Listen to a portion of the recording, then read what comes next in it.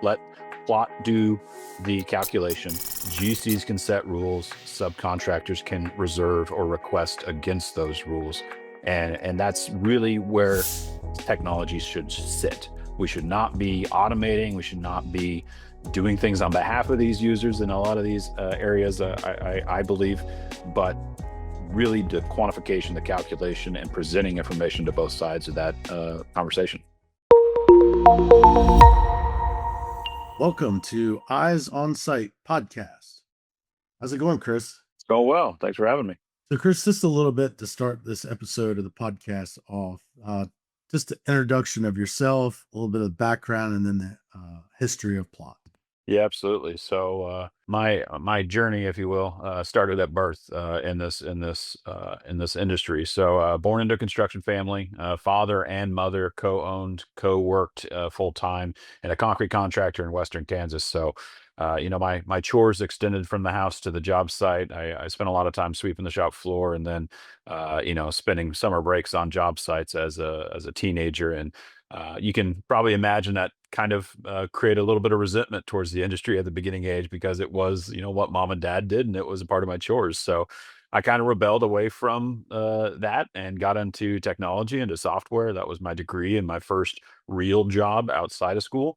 And around that same time, we started to see 3G hitting job sites, and this connectivity kind of bull rush of different technologies actually touching the job site. And there just started to be a bit of a dynamic change in the industry, and we kind of saw this opportunity of coming back into the family company. I took over and ran it for 5 years, and we were a very tech forward contractor. So we were successful there. Obviously, I saw a lot of gaps that I think needed filled, so we started building our own tech. We spun a piece of technology out and ran that for about 4 years. And it was a fascinating and powerful technology, but it missed the mark when it came to product. And while we did sell that off, it was not the mark that I aimed to achieve. So I worked for another construction technology in the more in the residential space for about a year, and then we launched Plot in 2021. Plot is a I'm sorry, 2022. No, 2021. I don't know. It's been a few years now. So we launched Plot, and Plot was really focused on something that I knew really well, and just job site coordination, all the different phone calls, text messages, meetings, the huddles, everything that happens on site. And it was just, how do we build a digital workspace to help hold all of this for communications to be a bit more, more captured, more seamless, more dynamic, and allow individuals on site to have a better idea what's coming up, what's going on, and they can have a more seamless workday.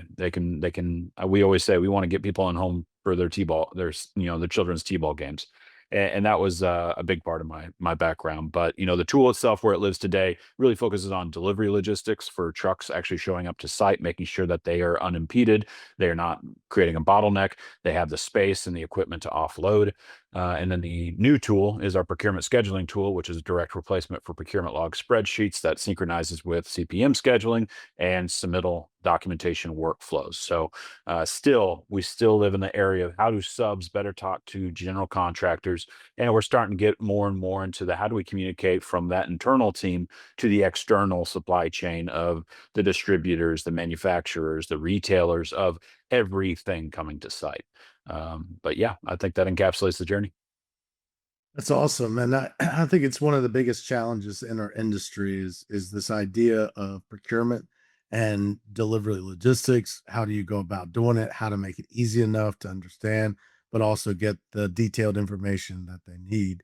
So, my question to you is with the product that you've built, with the team that you have, what is the state of procurement as you see it today, and delivery logistics, and where do you see that going? Yeah, so I still believe that in both those categories, the industry is still very much in an analog, stance. So, we're not really competing with other softwares on most of the conversations we have. We're competing with the delivery whiteboard. We're competing with meeting minutes that are, come up in the foreman meeting on Tuesday morning and are irrelevant by Thursday afternoon.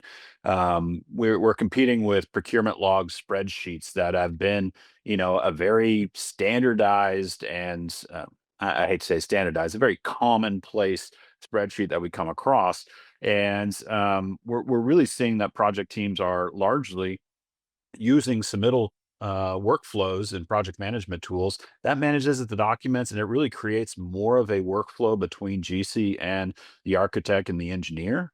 But the subcontractor to GC relationship is still largely just, hey, get everything in as quickly as possible, and so I can get it to the design team for review.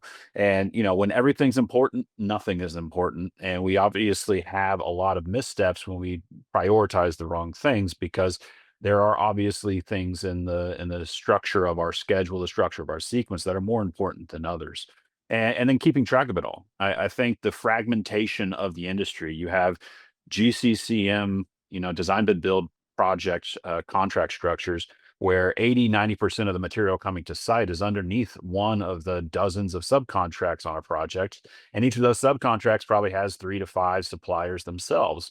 So, in the nature of one project, you have hundreds of companies that are doing this orchestration to get everything to site.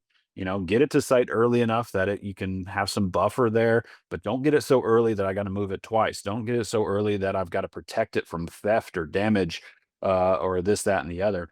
And it's this balancing act. And I do use the word orchestration a lot, because I do believe we have this massive orchestra of different players with their different priorities, their different instruments, and the general contractor standing at the podium trying to make sure that everyone is on the same sheet of music. Yeah, and I think that's the big piece is trying to understand how those different things come to the site, how the procurement, it doesn't just start when the material comes to the site. It starts all the way back when the manufacturer is talking to this trade partner, and even into the design of how they go about doing it. What And is oh, go And ahead. the one thing I'd throw in there is, we're a few years removed from the pandemic and the supply chain impacts that it had. And I think that largely lead time, I won't say they were covered, but lead times are at least a little bit more reliable. And those 18 to 24 months lead time expectations and estimations were completely lost. Like, we had no idea when we were going to receive equipment, and therefore no idea when we could actually top out or turn over these projects. And I think that 2-year span really drove a ton of attention to this process. And even though the supply chain itself may have recovered, or is recovering, I think that still people identified how ill-equipped they were to react in those situations, or just how ill-equipped they were to manage the typical job site procurement. And I think that that's really lended. We talked to many general contractors where they've identified procurement as one, two, three of their top priorities to focus on, and it can all be drilled back to an experience they had during the pandemic, or the effects afterwards. So I think there's a lot of attention on it right now, and then obviously just making sure that it fits within the other workflows that they're using other softwares for. Yeah, and that's a great lead on to this. And you brought it up just a couple minutes ago, but it's the inputs also into plot, where plot is kind of that overarching standard for procurement and delivery. There's some other components of it that are being brought in, like the schedule and the let's say a ortho mosaic from a drone, connected, integration with Procore. Talk a little bit about each of those three things. Yeah, you can lump on weather on top of that. You can lump, drone imagery, job site camera feeds, like we're doing with Evercam. There's so much that goes into the physical site, and that's where everyone has a plan until they get punched in the face. That job site, people are getting punched in the face by all these different inputs, and we are looking to those integrations to identify the threats, the actual impacts, and try to be as proactive, as we can when we can. But maybe the bar is even lower than that, just to react quicker to the reality of a change in sequence in my CPM schedule, or weather delays impacting what I'm actually able to offload on a given day. So there's so much that goes into construction, and you'll hear it on any other podcast, to the app fatigue that job sites are facing. They want to use software the bare minimum in order to get back to their work. And if these software systems do not speak to each other, it limits that dynamic, and it limits the ability for there to be a force multiplier by input in one software that feeds to others. And so we have always been an integration first, not only in our data connections, but even in the workflows that we aim to solve. We intentionally seek out things that are close to other workflows and established processes from those that lead the industry but are not covered, and make sure that we integrate with them, because we believe that the input in one tool should be beneficial to the usage in others. And we want to be that aggregation. The command center is a great example of that. You have camera feeds, you have weather radar, you have CPM schedule activities, you have our data that comes in from procurement and deliveries, and we're just trying to make sure that anything that exists data wise about this project can be connected into a centralized platform, so that an individual user can spend the least amount of time interacting with software and more time doing the work on site.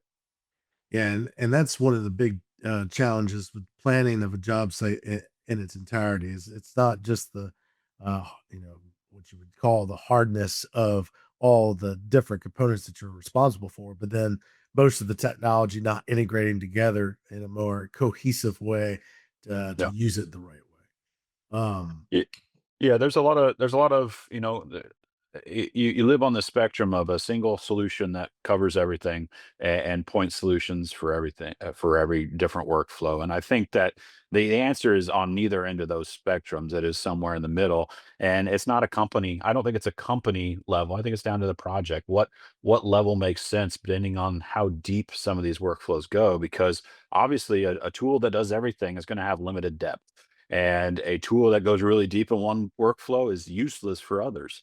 And so you have to have this balancing act, but really it really relies upon integration, to be able to cross those chasms and to make sure that projects are successful employing one solution or multiple. Now, on the topic of procurement, I know it's one of the newer aspects of plot, but what do you see uh, is the reasoning that procurement is so hard, and where plot is really solving that challenge? Yeah, I think there's multiple dynamics, and I always use the word context, context and perspective, and those are high level, more opaque ways of looking at it. But I go back to the fragmentation we discussed. It really comes down to subcontractors are having to place these orders in a silo. They're responsible for it. It's underneath their contract, but the general contractors is beholden to that, is relying upon that subcontractor to make these things on time.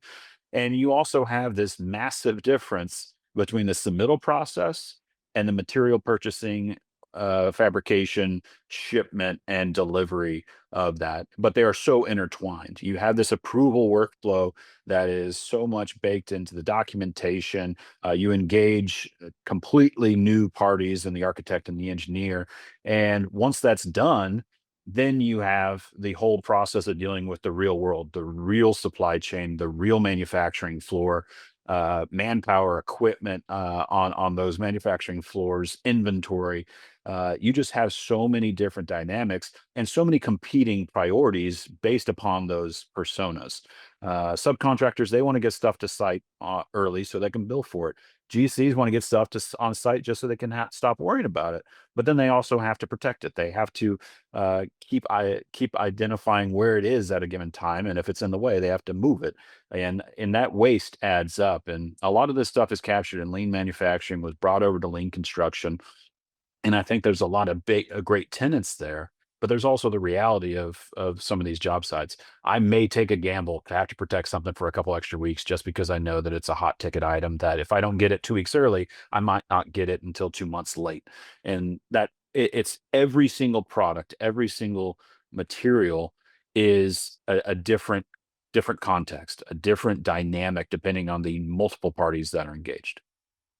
Yeah, and I think that's the other piece of it is that you're supplementing that process and trying to make it better, and then integrating with the project management solutions that are pushing that submittal data into plot, and then really focusing in on the procurement side of where it's coming from, where it's at, where it's going, and then where it ultimately ends up in the building.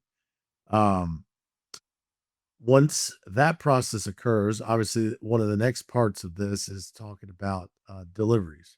And so, talk a little bit about what Plot is doing on the delivery side and how that ties in with the procurement. Yeah. So, once again, we have a number of different a concept change when we move from an order. I got a phone call, I got an email, I placed an order. Okay, it's out there, right?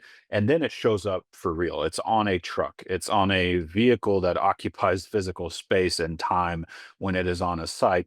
And not only the truck is dynamic, but your job site is dynamic. You're looking at gates, you're looking at buildings, you're looking at laydown areas, you're looking at access roads, and all of those things are dynamic. The vehicles are dynamic and the job site itself. So you're trying to hit a moving target with a moving target, and you're trying to do that in a way that doesn't affect the manpower and the equipment on site from actually doing their installation operations. And so when it comes down to that, we really use that concept of how do we manage time, how do we manage space, and in order for things to go smoothly. Obviously, two trucks cannot occupy the same dock at the same time. Obviously, a crane cannot do two picks at the same time. And therefore, it's just managing this equipment and making sure that the subcontractors are well aware of this, because if the subcontractors are not selfishly invested in this, it doesn't work. They have to treat this like a reservation at a restaurant. Would I love to go to my favorite restaurant down the street, walk in, go to my favorite table, order my food? Absolutely. But my favorite restaurant is very busy. I have to make a reservation in order to get that table and show up and not have to wait an hour and a half to get that seat. And it's making that selfish buy-in by the subcontractors such a big part of it. That's once again why we do a command center. That's why we do pages that don't require an app download or sign in even. It's to engage them by giving them something first and say, we're going to allow you to reserve this area, this crane, this buck hoist, whatever it might be.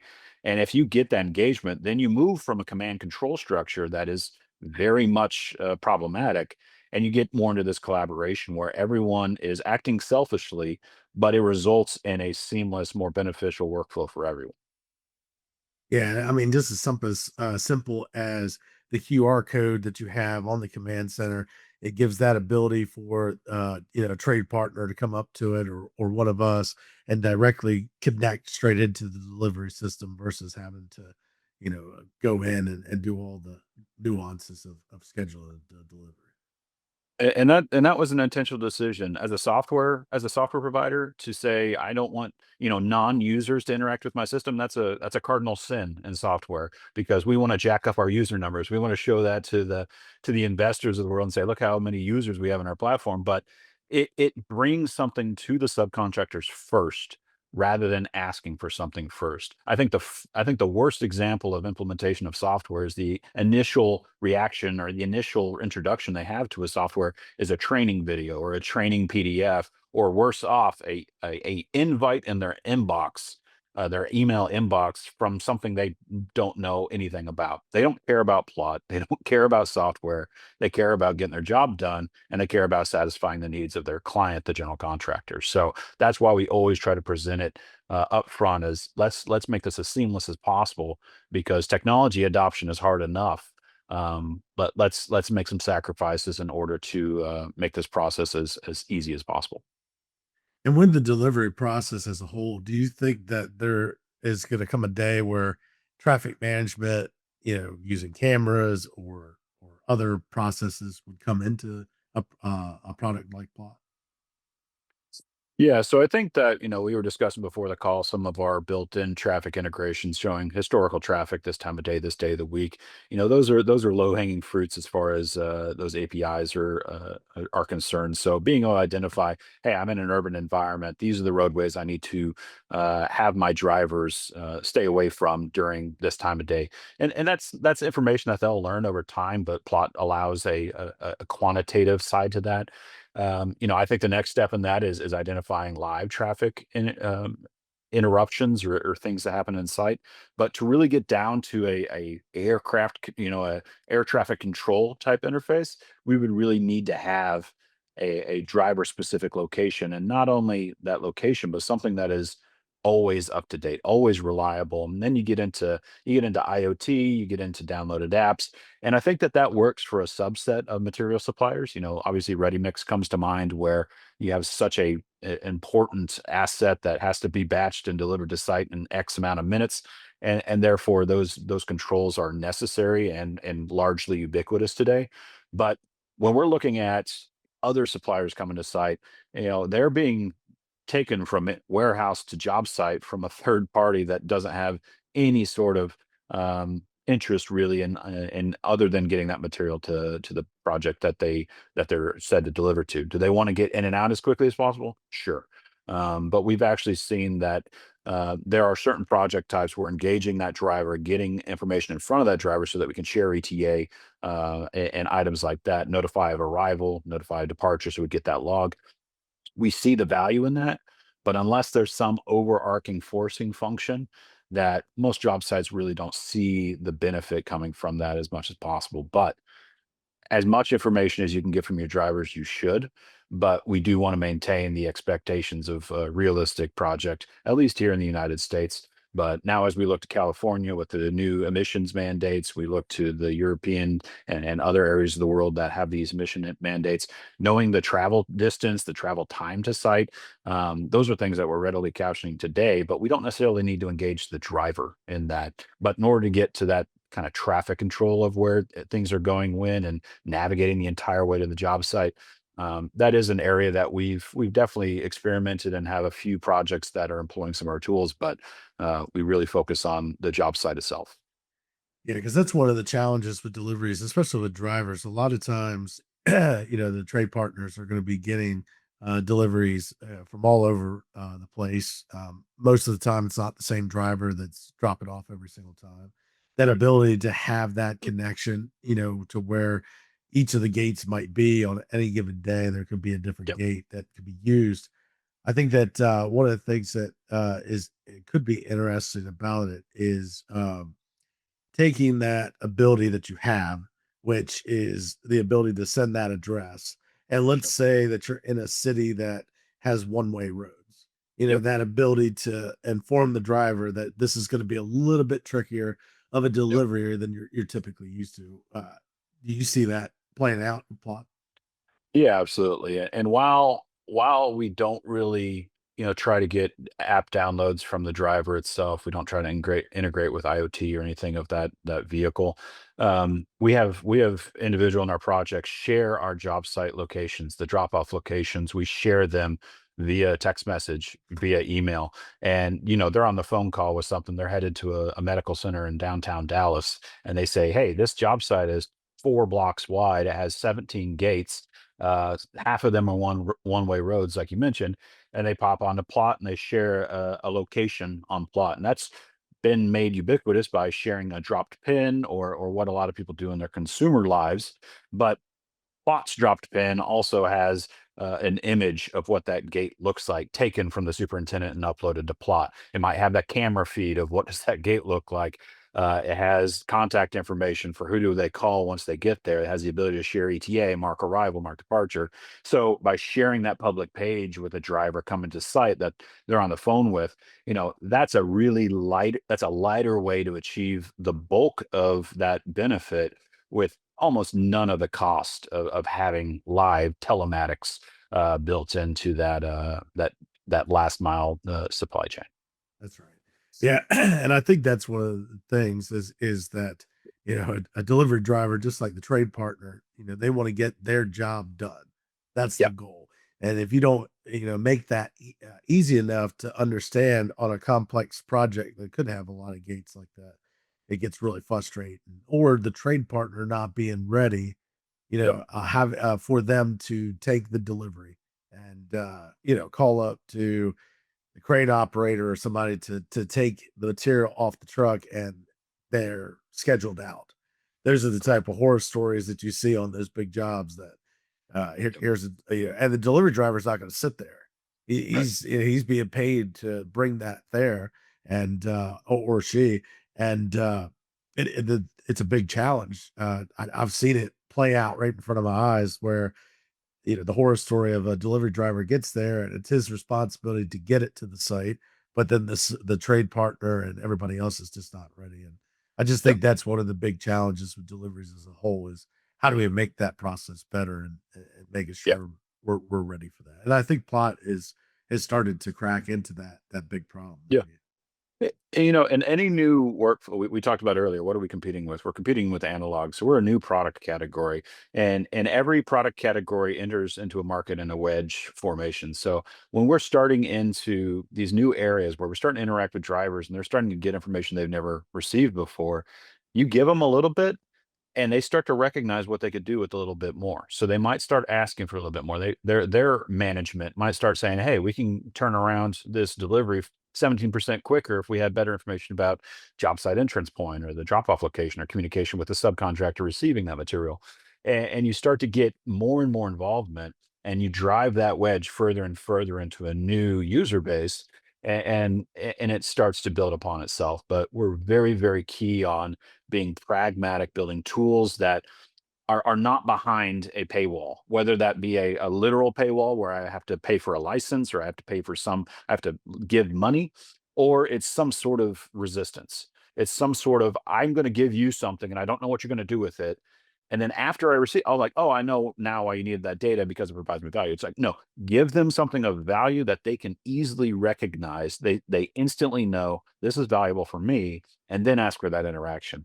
And that's all about driving a wedge in a new category. And that we see once again focus on GC to sub communication, but we're seeing more and more investment or attraction from those that are coming from the supply chain to the job site. Yeah, and then that leads into the next part of that, which is a little bit of what we talked about, but deeper into how somebody would use the delivery calendar system to essentially book their deliveries to the different pieces of equipment and set up those rules of what they can and can't do and that control over that. Explain a little bit of how that would work. Yeah, so we've largely, we've done a lot of research. We've seen a lot of logistics plans over the years, and obviously for significant sites, especially job sites that are operating in a current operating facility, the phasing really brings itself into the equation. And you see a project that has 4 or 5 phases, and they're usually months long, quarters long, of different phases where gates will open, and then we're going to shift, and we're going to go over to this location, and then this tower crane gets brought up for these 18 months, and we're going to bring this one up 3 months later for another 15 months, whatever it might be. And you kind of see this at this very large level. And all plot has done is taken that concept, but bake it down to the day, to the hour, and allow general contractors to put controls so that they don't have 4 phases over the course of a 3-year project. They might have 143 phases by gates opening and closing for 2 weeks because a water main's going in that area and deliveries have to adjust to the other side. And it's all about just defining, we just call them rules. When are the delivery rules for this location? And if that location closes and that lull is no longer available and that buck hoist is going to be dismantled and no longer deliveries are, material cannot move vertically on that buck hoist. It's just all it's really simple, but in the aggregate, it's not easy. And that's where you really need a software solution to make sense of it all. And then create an interface for the subs that's as easy to use as booking a table at your favorite restaurant. How do I go out there and I say, I need to deliver here and I need this equipment? Show me the available times.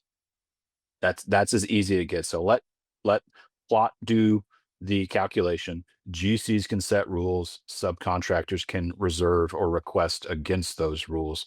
And that's really where technology should sit. We should not be automating. We should not be doing things on behalf of these users in a lot of these areas. I believe, but really the quantification, the calculation, and presenting information to both sides of that conversation. Yeah, because they truly do own, that part of the equation, and I think that sometimes, as GCs, we can be a little bit overbearing because we're trying to drive the process, but at Yep. the end of the day, the trade partner still has the control over when the delivery gets there and how that process goes, and we're just directing them that this is going to be the times that you can get there and do the work that you need to do. Yep. Which lead go ahead. No, I just want to. It goes back to the priority sets as well. The business of a subcontractor is completely different than the business of a general contractor. And while they might have the same aims on an individual project, the operations, the what does that company do? Like what native internal strengths does that company have? They're very different, and because they operate in a different area, and that's just the nature of the industry. But it is very much needing to take it into account when you're creating these workflows, and how do you make it mutually beneficial for differing priority sets? And that's, I mean, that's a little bit maybe theoretical or theological, but I think it is very important when you're building software for this industry to understand that just because they both have contractor at the name doesn't mean a general and a specialty really have the same perspective on why they're doing what they're doing, and what order they're doing, and what weight do they put to certain things. Yeah, I mean, but that whole philosophy of being a generalist versus being a specialist is what's playing out there. Well, Uh, and one is doing management, one is doing contracts. I mean, the root word is, we call them contractors, we don't call them builders, right? I mean, that management function of it is so it's a different beast. It is extremely difficult, but it is different than putting pieces in place. And putting in pieces in place with productivity, with profit in the use of manpower and equipment. It's a different ball game in a lot of ways, and different contractors handle it different ways. yeah, which leads into this next part is the logistics. So logistics has always been, another big challenge in the industry, especially the more complex it gets. What I do like about plot and what I want to talk to you about is the ability for something that is complex, like logistics, but don't make it so complex that people can't use it for a day to day. So taking that 2D concept that's just on a piece of paper and have the ability to be able to change that, uh, and also use it for deliveries and procurement. Talk a little bit about what plot does for logistics. So, it goes back to a lot of the equipment, the locations that we've discussed, but we've been asked a lot of times, especially in this day and age, why don't you have a 3D interface?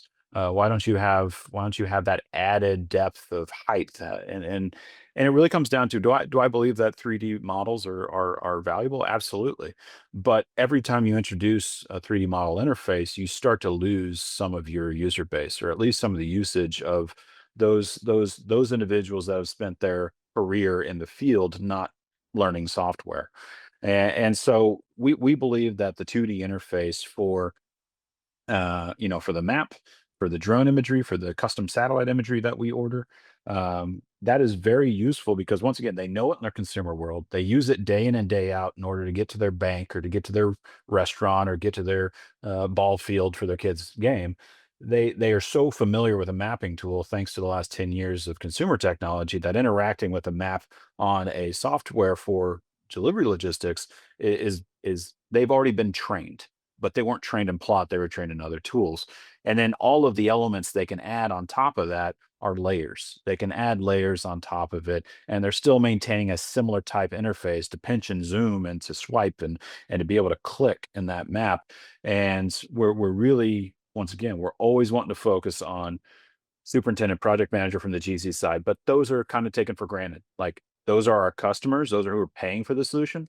We will be able to train them, but they're not getting value unless the foreman who showed up 4 minutes ago can log into plot and quickly interact with the system. And that, once again, that foreman spent their career in the field not learning software. We don't have the opportunity to train them. So building interfaces that are powerful, but never at the cost of simplicity. And that leads to alerting everybody. So I think one of the other pieces is not just the command center as a whole, but that simple job site alert system, and keeping that up to date as well. Talk a little bit about where that's going. Yeah, no, that's been a really cool part. We got asked, that was one of the first tools of plot. There's been so many things that we have deleted and thrown in the trash since we integrated job site alerts. Like, the mapping tool and job site alerts are probably about the one and two features that we built years ago. And it's still interesting today, the projects that we're users on, that we're able to access. It's used for so many different reasons. I mean, they're talking about topping out ceremonies. They're talking about congratulating someone on retirement. They're talking about, a dinner they're going to have tomorrow for celebration of some milestone. And then they're also notifying of lightning strikes. They're notifying of high wind alerts to let them know that the crane will be down for 3 hours or until the storm cell passes through. And then they're notifying of all different things. And well, it lives on the command center. And while we have the ability to create a notification center, and don't get me wrong, software companies, they love notifications. They love to send you that little badge on the app because what does that do? That drives usership to open the app back up, and boom, I got more metrics to show my investors. We've once again, we've taken that and said that's not the easiest way for people to get information. The easiest way for them to get information is to text them, to get them a message, and it pops up. And before they even open it, they already get a gist of what's going on because it's right on their screen. And they can do that for users of Plot. They can do that of individuals that don't have access to Plot. They just need to receive the texts. And once again, we're not driving usership. We're going against some of these fundamental software tendencies in order to make sure that the tool is as valuable as possible. And automated alerts built into that, building in things that other systems are sending Plot, and then Plot is broadcasting that out to the project team. We've really seen that that's a tool that's extremely flexible, but we just want to make sure that we don't overcomplicate it with a bunch of things that detract from the value. Yeah, that's a great lead into this is, I could see the alerts being part of like the daily report within Procore. I could see, integration with like site cameras that could give auto notifications to the product and it broadcasts that as a job alert. Just talk a little bit about where you could see not overcomplicated, but sort of critical things that could come out of Yeah, so we really see a balancing act of that tool. We call it a broadcast tool because it is that it goes to everyone. You do have some filtering options and things like that, but it is a one-way tool to communicate to everyone on site. And the thing that we always want to make sure as well is I do believe that subcontractors, material suppliers, and even a large majority of the general contractors, they're overwhelmed with notifications, not only from software tools in their job, but just the day-to-day basis of spam and political emails and all the things that come through today. And so we want to make sure that every message we send out has a very intentional, valid purpose and affects that person's day-to-day. So we are all for integration and building in that, but that vehicle showing up, license plate being read in OCR from a job site camera. I want to plug that to the anticipated deliveries of that day to align that with this planned delivery is actually that actual vehicle that we see. And we have a video feed that we can tie these two things together. And does that need to go to the entire project team? Perhaps. Does it need to go to the individual receiving that delivery? Maybe that just goes to them. But with notifications, we do not take it lightly on how often users of Plot are hearing from us. And do they really need to know that information? Because as soon as you get past the part of I get 3 messages that are irrelevant to me, I start ignoring everything. And we start to really lose the trigger that we have for someone to come back and engage in the system when they are needed.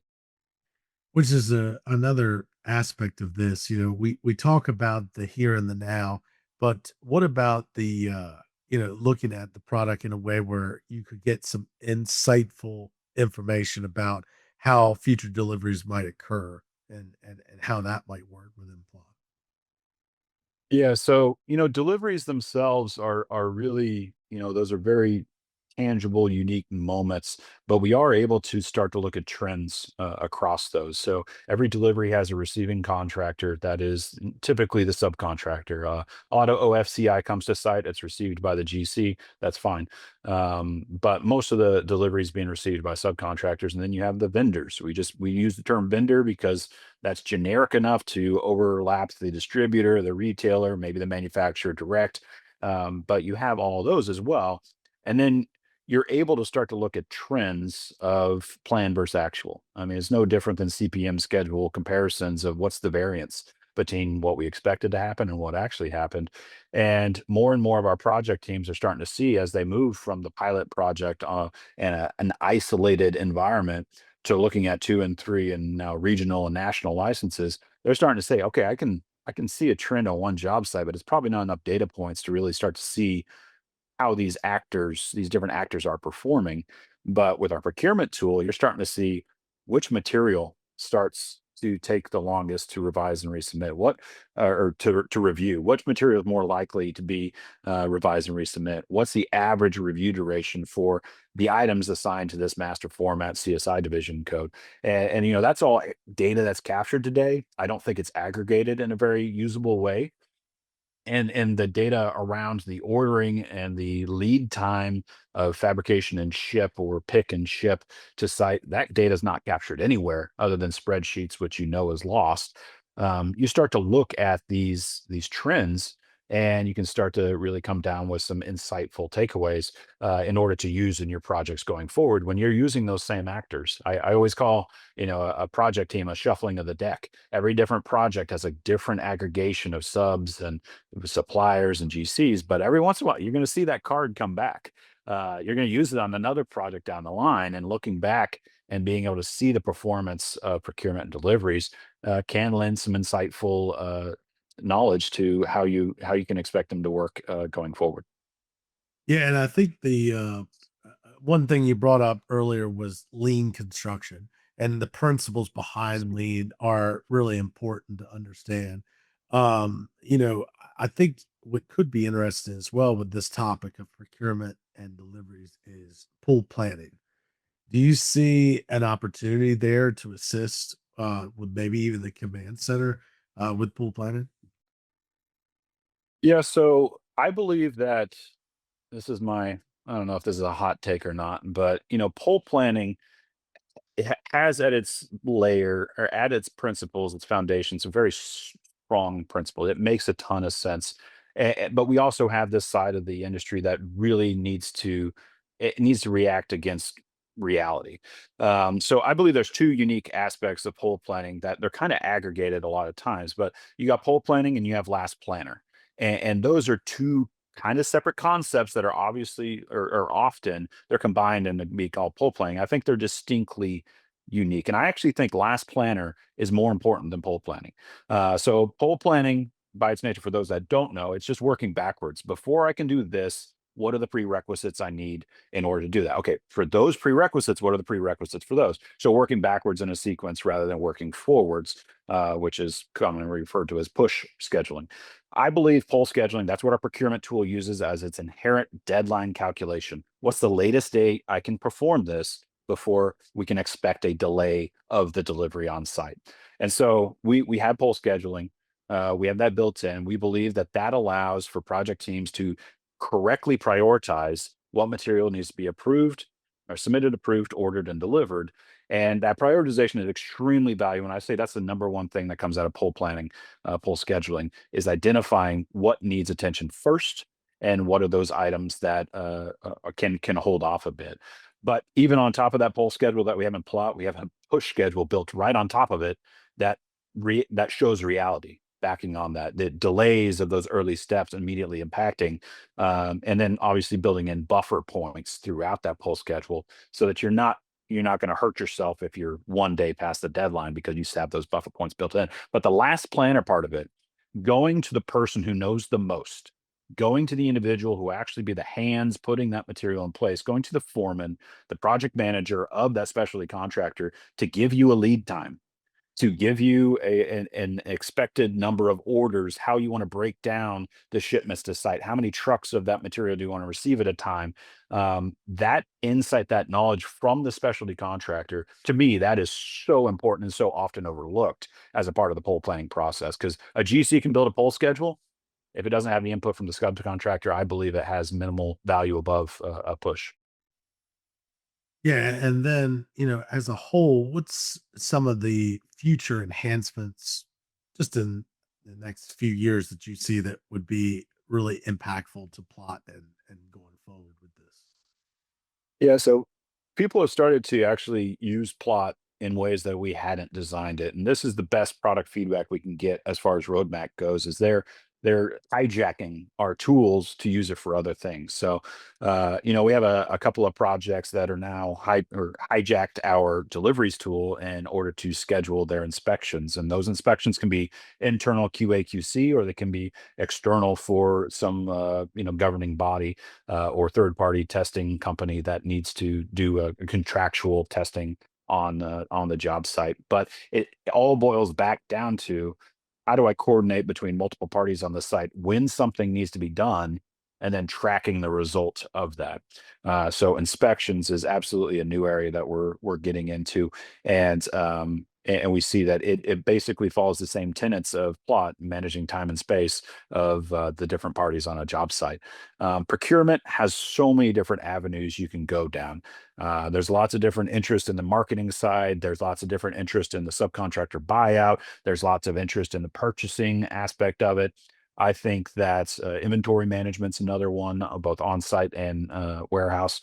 Um, I think plot that is going to continue to stay in the communication side, the collaboration side of this, and really integrate with those tools that do those deep workflows. But I think that there's absolutely some of those areas that we'll be getting into in the near future. Yeah, and it with, like, inspections, for instance, you see a path for, like, forms and different things like that that could take place within plot and then push back to Yeah. other softwares. Yeah, yeah. To us, that is a very ubiquitous tactic, employing forms on all of these things. Delivery verification is one that we're absolutely digging into more and more. I plan the delivery. Okay, this is when it arrived and departed, but was it complete? Was it partially complete? Was it rejected? Was it damaged? Was it the actual material that we expected it to be? Did it align with the submittal documentation? Capturing that at the truck before it even offloads, that's so much more valuable than getting to the installation of that material 4 weeks later and identifying we don't have the right stuff. And that actually impacts my CPM schedule. And now we have a push.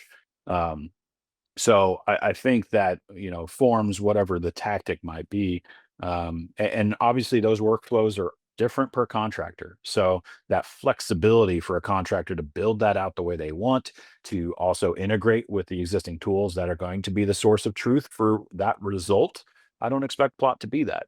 I think that those tools exist today, but Plot does a better job than anything on the market at managing who goes where when, and bringing multiple parties together in a conflict-free manner, and basically managing that timing component of when things occur.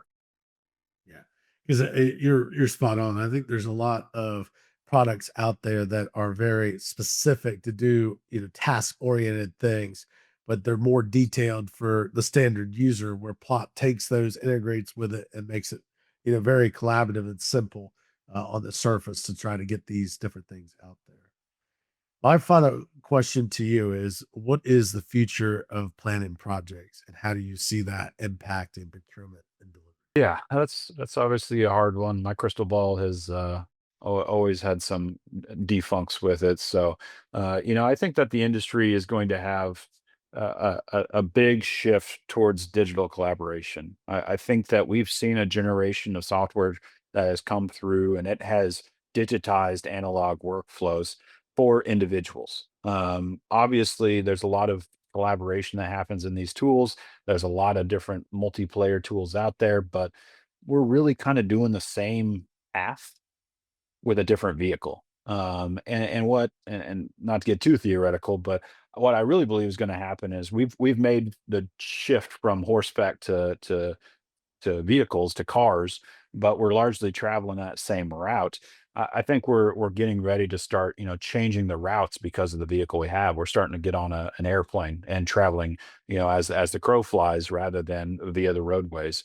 And all that means is you have a workforce that is day after day getting more digitally native based on those that are retiring and those that are coming into the industry, and the expectation of digital collaboration, it grows every day. Not the want, not the nice to have, but the I don't want to be in this industry. I don't want to work day in day out with analog, antiquated, painful processes when I can see in my personal, my consumer life, all these tools that exist for me to do pretty much the exact same data transfer in a much more delightful way, or a much more enjoyable, or less wasteful way. And you're going to start to see a workforce that just demands a digital collaboration, and tools will need to be created, enhanced, a new generation of those come through, that will be more and more that interface that that younger workforce expects. I obviously IPD design build. I think that those contracts still make gains in certain areas. I think that obviously has a massive impact to the planning process, the procurement process, but you are still going to have design to build for the foreseeable future. I believe. And then you do have agentic AI. I can't do a podcast without mentioning that. So apologies there. It does have its place. It does have its position in that to be that virtual project manager that is catching those things that are falling through the cracks. But at the that's a 10%. 90% it comes down to the project team being a digital collaborative environment, a different digital collaborative workforce. And we're going to start to see more and more iterations, less master scheduling, less top down command control type structure. I believe in more collaborative ways. And digital tools will allow general contractors, CMs, to be comfortable with that. And I think that without that digital process, GCs don't have that comfort level because they don't have the transparency and the verification into those areas, and therefore, digital collaboration will allow that to be possible. Chris, I want to thank you for joining us on the podcast today, and we Thank, wish you thank well you. with plot and the future enhancements of plot. No, thank you for having me. It was a great conversation. Thanks.